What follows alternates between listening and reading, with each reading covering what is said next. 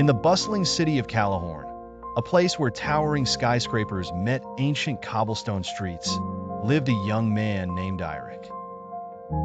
By all accounts, Eirik was an unassuming character, always found with his nose buried in thick volumes at the city library or crafting intricate gadgets in his small attic apartment.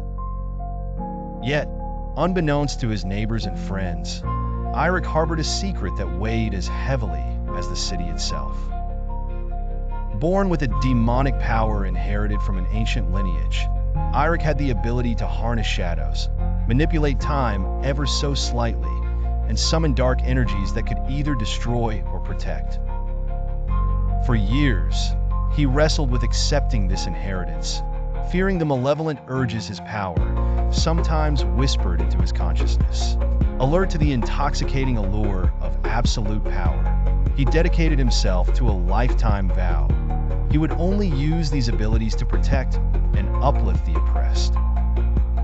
The city was rife with injustice, under the control of Corvus Vengel, a ruthless business tycoon who owned the police, the courts, and even the very air seemed to obey him. Underneath Vengel's authoritarian thumb, the people of Calahorn suffered.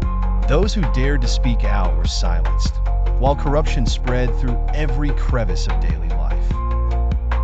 Eirik watched with growing frustration, a fire kindling within him.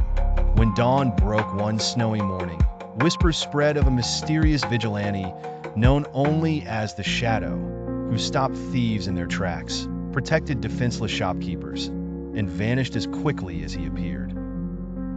Eirik operated under the cover of night, using his power to incapacitate oppressors, not with forceful displays, but by subtly shifting the odds against those who sought to exploit the weak. One evening, as the city buzzed with the annual winter festival, Vengel made his move, planning to demolish a beloved community center.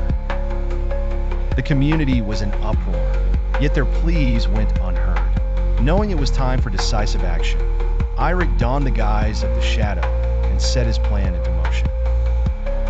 Using his powers, Eirik shrouded the area in impenetrable darkness, distracting Vengel's henchmen long enough to fill the building with the sounds and sights of the vibrant community it stood for.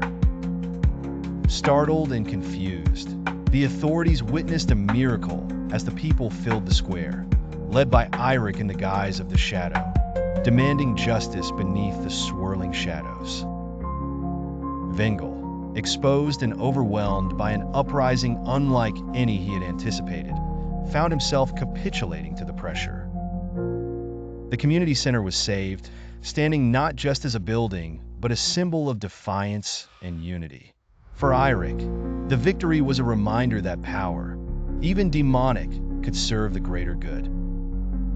His dual life continued, as he weaved between shadows, the embodiment of hope, a demon not for chaos, but for justice.